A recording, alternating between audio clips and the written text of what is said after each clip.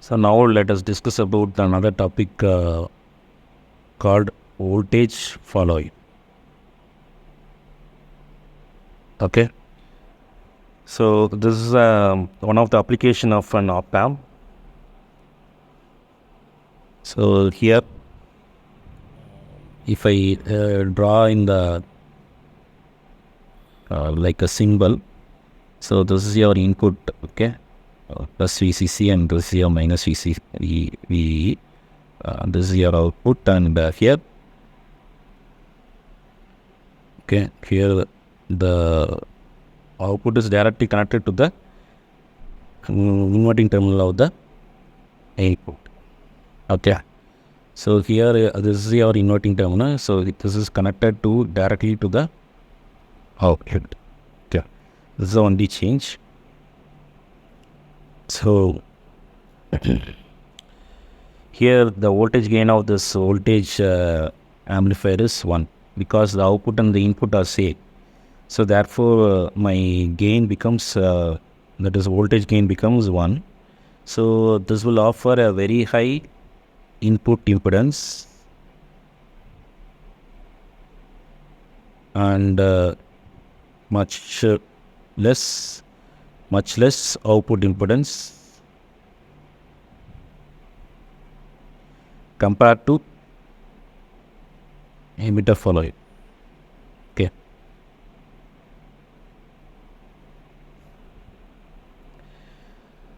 So now let us discuss what will happen. So if this is positive, for the first case is if V1 is positive. If V1 is positive, what will happen? IC1 in. So if V1 is positive and V2, let me assume it is 0. Okay.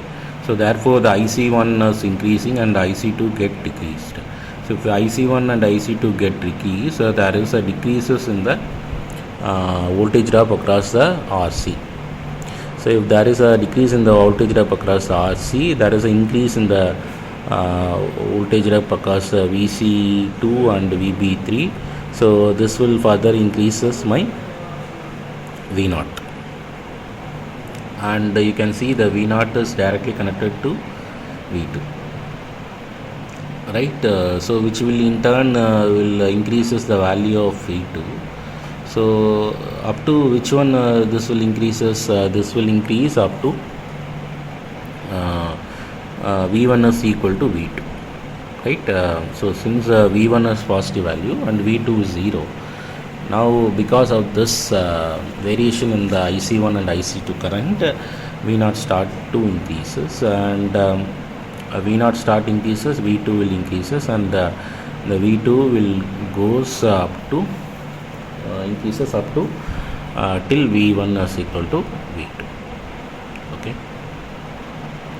So let me assume why can't it will go further beyond this V2, that V1.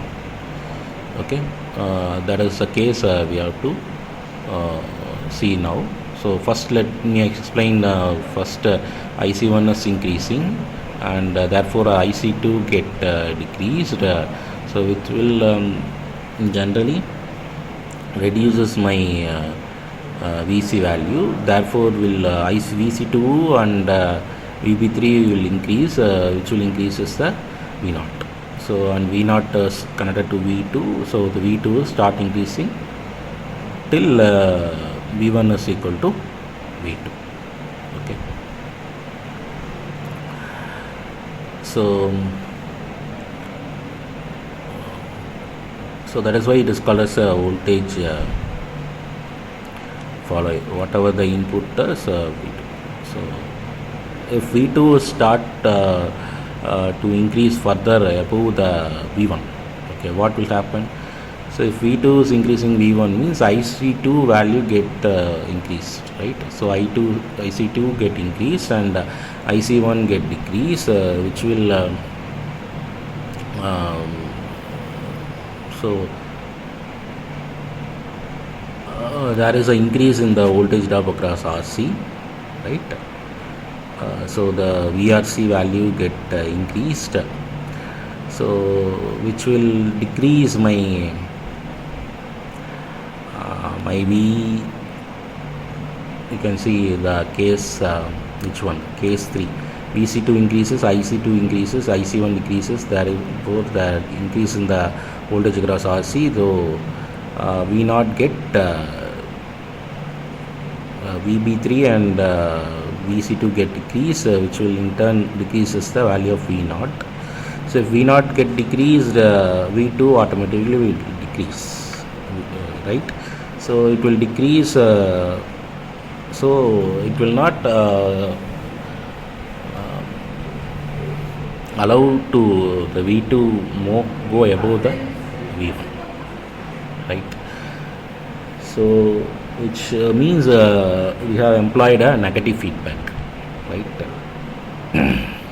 So you can see the output is connected to the inverting terminal, so which will definitely will form a negative feedback. Okay, so what will happen if there is no feedback is involved? So and feedback with feedback. Okay, so here the output will always follows the input, right? So the input value is equal to output, so that is why it is called as a voltage follower, right? And you can see from the diagram itself, it has employed a negative feedback. From the output, it is connected to the inverting terminal of the op-amp, so it is called as the gain is called as ACL. Okay, it is a closed loop. Okay, so and you can see there is a 100% negative feedback we have applied, right? So increase in the V2 will not be permitted above V1, so it will decreases the value of V2, right? So it is nothing but a negative feedback, right?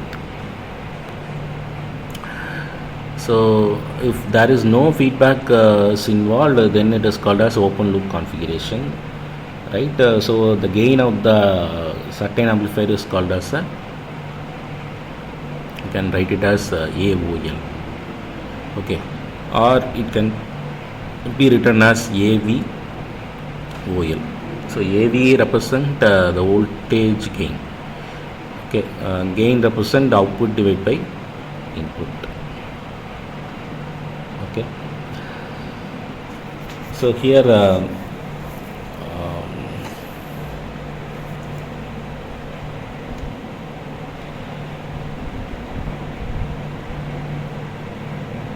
voltage amplifier is typically which is less than 50 microwatts when compared to 0.7 for an emitter follower. Okay, so since it is offering a much higher input impedance and much lower output impedance compared to emitter follower, we certainly follow this. Okay, so I hope this video is useful for you, and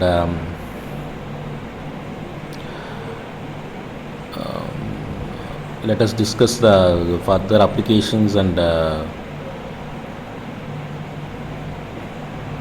working of op-amp in the next video. Thank you.